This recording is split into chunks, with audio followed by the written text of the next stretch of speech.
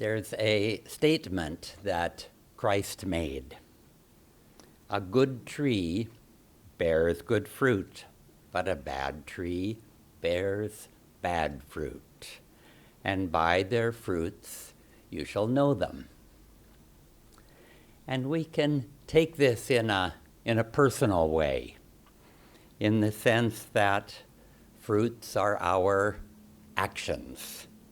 And the actions spring from the tree of our intention, of our motivation. And from good intentions spring good actions. And kind, loving acts can only come from a loving heart. And Krishna tells us, if you can't be absorbed full time in me, then practice yoga. If you can't do yoga, then think of me in all of your actions. And if you can't do any of the above, offer me your intention. It's just one of the most, beautiful and reassuring words from the Gita, that no matter how badly I mess up, God still loves me. And I just need to keep my heart open and to humbly offer my intentions to Krishna and to do my best just to pick myself up and to try again. But there's also another way that we can take these words of Krishna. He's telling us to introspect, to examine what are our intentions. If things go wrong, if you feel overwhelmed, if your tree is surrounded by diseased apples on the ground, then we need to look at what might be wrong with the tree, what might be wrong with our intention, with our thinking, and how to make our tree healthy. By putting ourselves alone in a quiet place for some time, and by introspecting, and by asking ourselves what's our highest goals, what's important to us, do we want to be happy, and what are some concrete steps today that you can take towards those goals. And many mistakes happen in life because we simply do not do this. Once a young person came to me and he described his complicated life and how I have this stress at work and I've got this pressure at home, but the worst thing of all, I must get married. I must get married. Now, where did that thought come from exactly? I must get married. It's such a burden. If we want to live, then we have to take care of this body.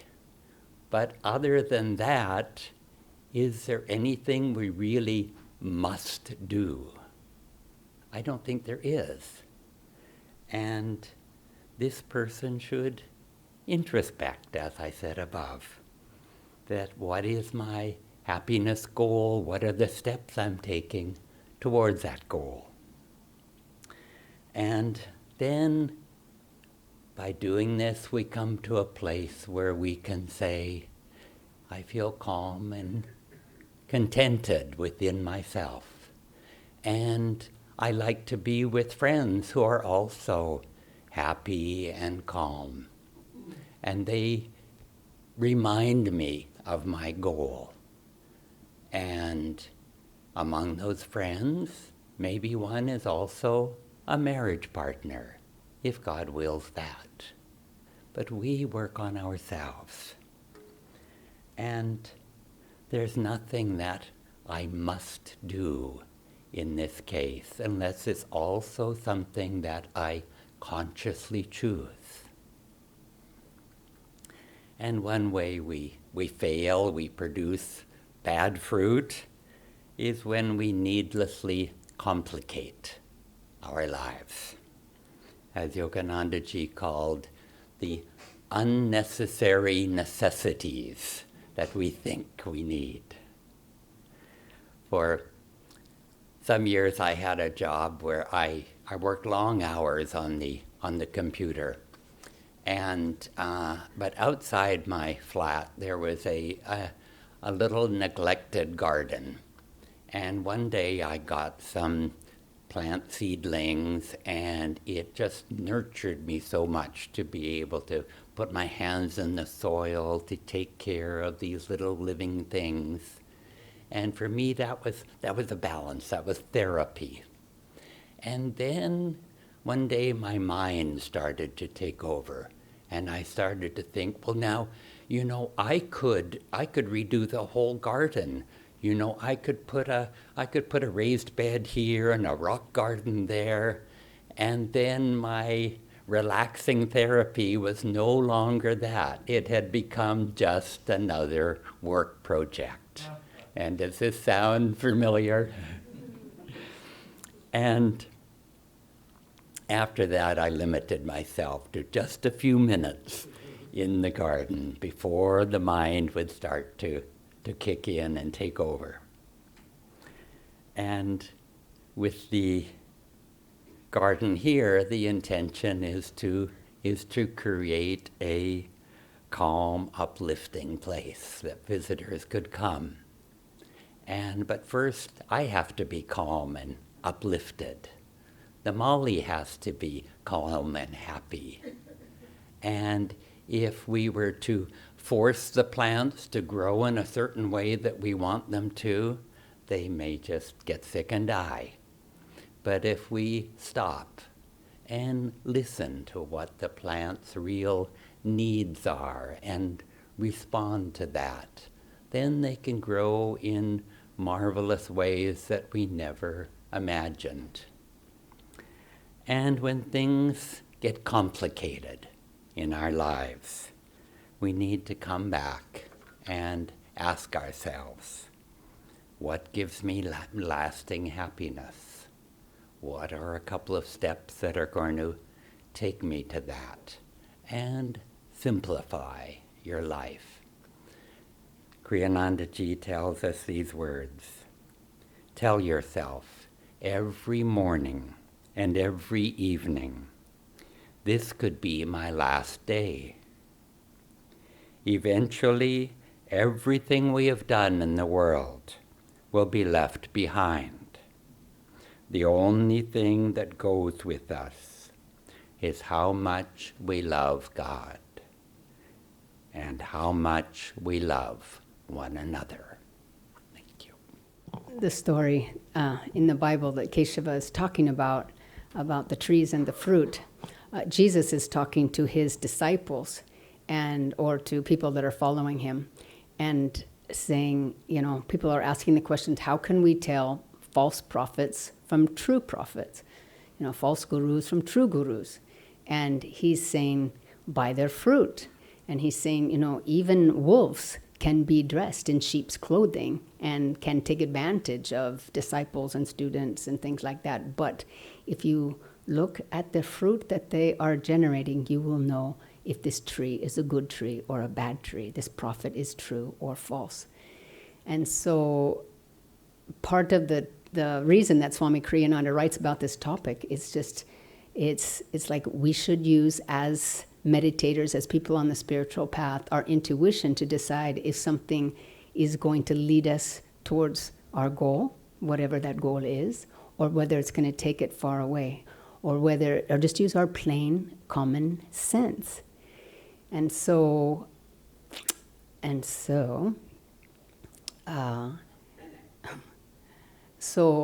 lots of times in various different religions, and at this point Jesus was sort of talking about the priests and the scribes of his time that were corrupted. They were only talking about dogmatic rules that people must follow, and if you do this, then you will go to heaven. And And so we all have, all religions have those dogmatic priests, these imams, even the pundits who can memorize the scripture and say, you must follow these rules, otherwise you're sinning or you're going against God or you'll go to hell.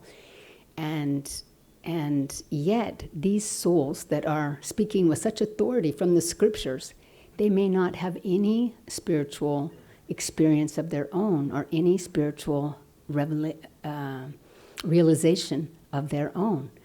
And so around that time, one of the more genuine or sincere priests, they asked Jesus, by what authority are you teaching?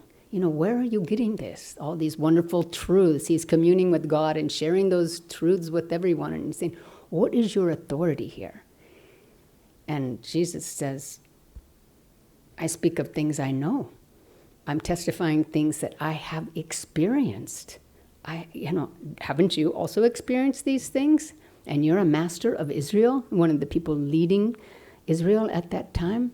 He was so surprised. How can you be a master of Israel and not have realized these things? I'm just going to read very quickly from Swami Kriyananda's autobiography called The New Path. And he talks about a situation, a story one time that Yogananda told him.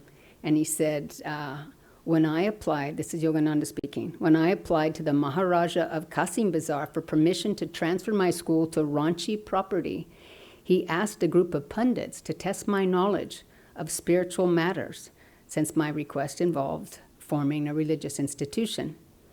I could see those scholars all set for a theological bullfight. So I turned the tables on them. Let's talk only, I said, of truths that we have realized. An ability to quote the scripture is no proof of wisdom. Then I asked them a question for which I knew no answer could be found in the scriptures. We read, I said, of the 4 aspects of human consciousness: Mon, Buddhi, Ahankara, and Chitta. We also read that these 4 aspects have their respective centers in the human body. Can you tell me where in the body each of these centers is located? They were completely stumped.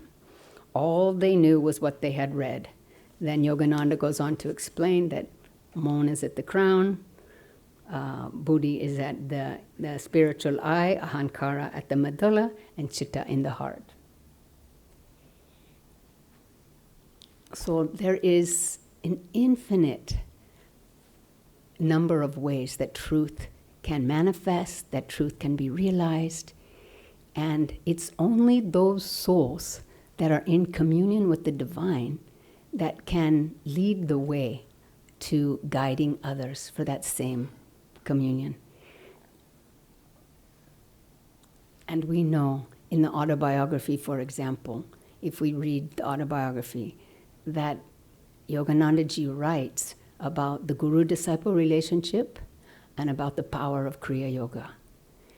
And then you read from that great book, that great also scripture, how Babaji leads Lahiri Mahashaya, who goes on to bear great fruit in Banaras, sorry, and how Lahiri Mahashaya is the guru of Swami Sri Yukteswar, who ends up training our guru Yoganandaji to go to the West and start a revolution of meditation, of yoga in the West that now has traversed the globe. So Kriya Yoga, discipleship being spoken about by these great masters, they can lead us, but they can't realize for us. So we can read the autobiography, but unless we also are putting out that energy. I was reading for maybe 15 years, different books, different scriptures, thinking, now I'm making spiritual progress, because my intellect was being stimulated, and I thought, oh, now I know about this, now I know about that. But I wasn't actually changing. It wasn't until I started to meditate that my consciousness began to shift. And also about the time that I came to Ananda in Palo Alto, which is where I found Ananda, there was some controversy with people saying that Ananda was a bad tree. And that Swami Kriyananda was a wolf in sheep's clothing. And here I was surrounded by what I thought were pretty saintly people. People were meditating. They were walking the path. They were self-giving, self-loving, almost to the one. They were filled with joy and peace. And every time I went there, my consciousness changed. And luckily, I had enough spiritual evolution or realization to just say, look at this fruit. This fruit is all so good. How is it that anybody can be speaking against it? So you have to watch what you hear, what you take into your consciousness, and then use, as Keshava, as we were reading about, discrimination. Is this true or is this not true? For me, what is my experience? And so we don't want to follow theories or scriptures or gurus blindly. That's what Jesus is saying. Test it for yourself. Master says this is a religion. Self-realization will be the religion of the future. That is self-realization. And so we ourselves can ask ourselves, what are the things they teach here? What are our master's teachings? What do we learn in classes here? Overcome your likes and dislikes. Does that help me? Is that helping me? Kriya Yoga can transform your life. People doing Kriya Yoga here. Is it happening? Does it work? Is what they're saying true? And then what about, environment is stronger than willpower.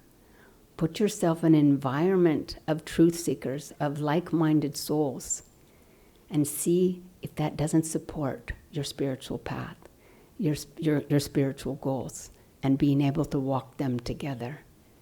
And then also we can discriminate. What are the environments that I put myself in that do not support where I want to go? And start looking at all aspects of your life. What takes me where I want to go? I think along our path of spiritual evolution,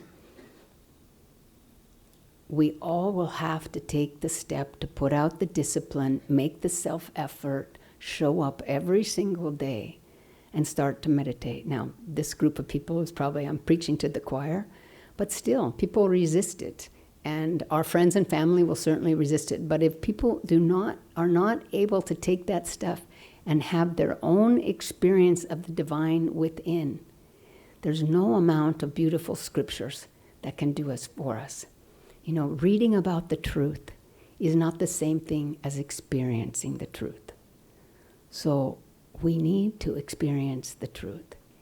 And we can also say, what are the fruits of my meditation? What are the fruits of Kriya Yoga?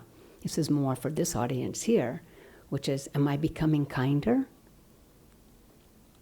Am I becoming more even-minded and cheerful now that I know how to control my energy? Are my desires becoming less and less desiring of the showy things from outside, but more desiring a fulfillment and a happiness that lasts from the inside? And I know my Kriya Yoga is accelerating my karma. I'm up against stuff all the time, but I'm able to put out the energy and overcome and fight those battles. If those answers are yes, or most of them are yes, then it seems to be working. These are the fruits of our Kriya practice. So, as we evolve, the realization of all of us, just like souls are individual, like snowflakes are individual, we are all individual. And as we grow spiritually, that expression will look different for each of us. Expression will look different for each of us. And yet, it's said in the scriptures, all Krishna's soldiers were like Krishna. And Jesus said at the end of his life, love one another as I have loved you.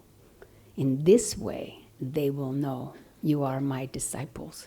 And then he said, go forth and bear lots of fruit. So actually, that's what the gurus say. Their consciousness may seem unreachable to us. enlightened masters. How can I, aspire to such an enlightened state? But they are our realized potential. And of course, that's why they come and give us these teachings. Do this, follow what we did, and this should work for you too. Why don't you try it? Self-realization, you try it. And so as we bear that fruit, acting as their channels, tuning into their infinite consciousness, which we will attain one day, we become those channels, we bear fruit, and we glorify them. We praise them. People can see how great the Guru is by how their disciples are bearing fruit. So that's our job, bearing fruit of kindness, of love. Love one another as I have loved you. God bless you.